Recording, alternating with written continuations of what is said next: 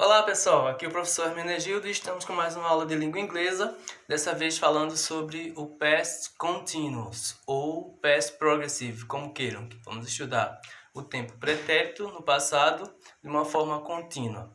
Vamos entender direitinho como é que a gente utiliza, como é que ele é empregado e também qual a função desse tempo verbal na língua inglesa, ok? Primeiro, para falar do Past Continuous Tense, nós precisamos saber que ele descreve ações ou eventos que estavam em progressão no passado. Isso quer dizer que uma ação que estava em andamento é representada pelo Past Continuo, que é também chamado de Past Progressive. E existem outros usos também para esse tempo verbal, como por exemplo, quando uma ação é interrompida ou quando queremos enfatizar algumas ações no passado, tá certo?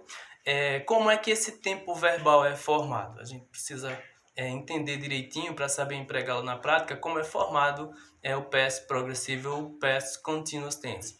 É formado da seguinte maneira: primeiro, a gente usa o verbo to be, no passado, no pretérito, é claro, mas o verbo principal acrescido da terminação ing, ou ing, como a gente costuma falar. Lembrando que esse verbo to be, o verbo to be pode ser was ou were, que são as duas formas verbais utilizadas no pretérito.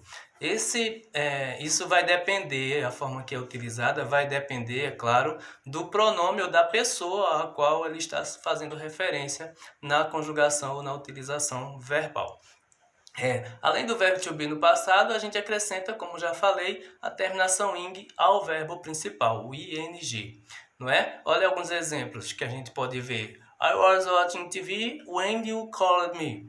Eu estava, was, aí ó, o verbo to be no passado. Eu estava watching, com ing no final, assistindo, TV quando você me chamou. I watching TV when you called me. Eu estava assistindo TV quando você me chamou. Então aí a gente vê que o past continuo aparece com o verbo no passado, o verbo to be no passado, no pretérito, was, e a terminação ing no verbo assistir, watching, ok? Segundo exemplo, what were you talking about? O que você estava falando? Veja que were, aí é o verbo to be no pretérito, e talking, o verbo principal, falar, terminando com a terminação ing, indicando que o past progressive está em andamento, ou past continuous. Ok, gente? Dando continuidade, vamos ao uso do past continuous, que na progressão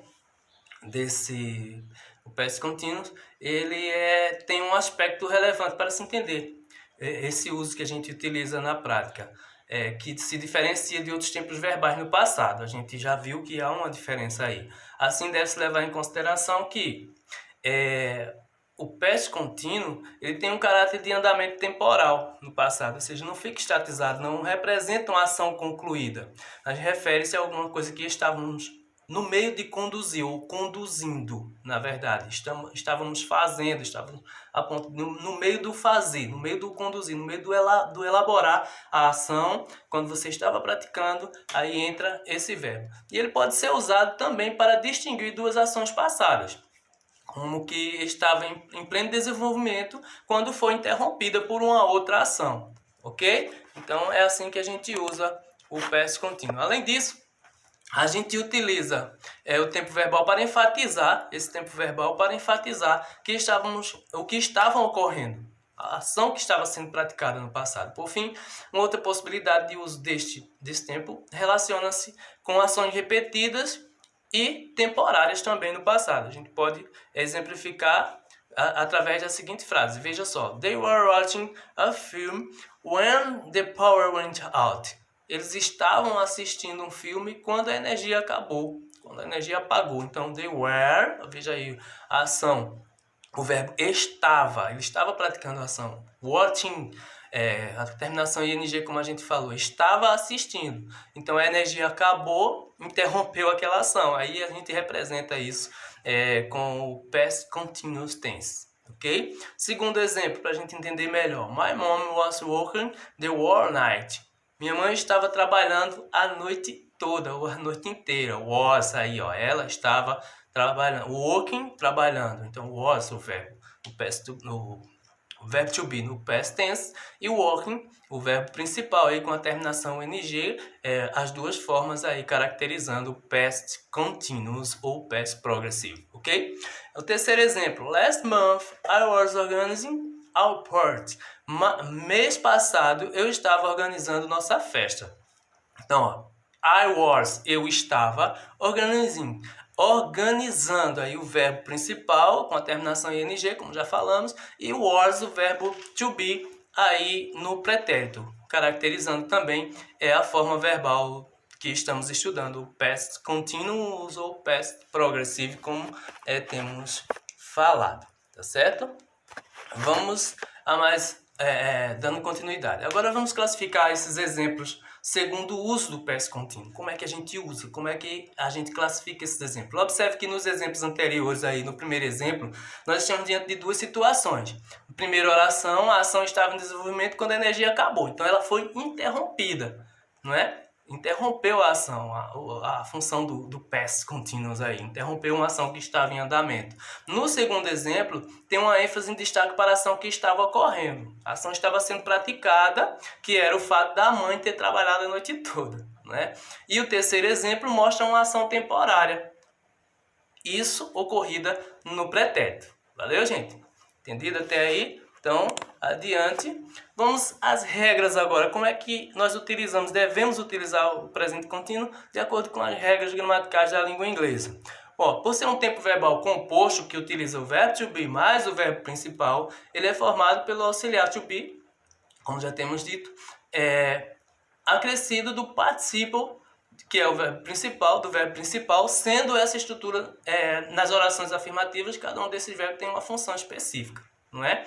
O verbo to be indica que se trata de um tempo passado, como eu já falei, só enfatizando, enquanto o participio do verbo principal atua nas expectativas, ou na aspectualidade, vamos dizer assim, relacionada aos aspectos das ações que têm a duratividade, ou que está ocorrendo, que tem um processo durativo mais longo, e não são pontuais, tal como ocorre no Simple Past. Né? A gente está acostumado a estudar o Simple Past e o Past Continuous, ela tem essas duas características. Uma frase negativa, por exemplo, se a frase for negativa nesse tempo verbal, é formada pela adição do not, que é o advérbio de negação na língua inglesa, depois do verbo to be, que seria o was ou were no Simple Past. Quando as ações forem interrogativas, a gente apenas inverte o processo, como a gente já conhece também essa ação, né? A gente inverte o processo. Ao invés de vir primeiro o pronome, a gente inverte vindo primeiro o verbo.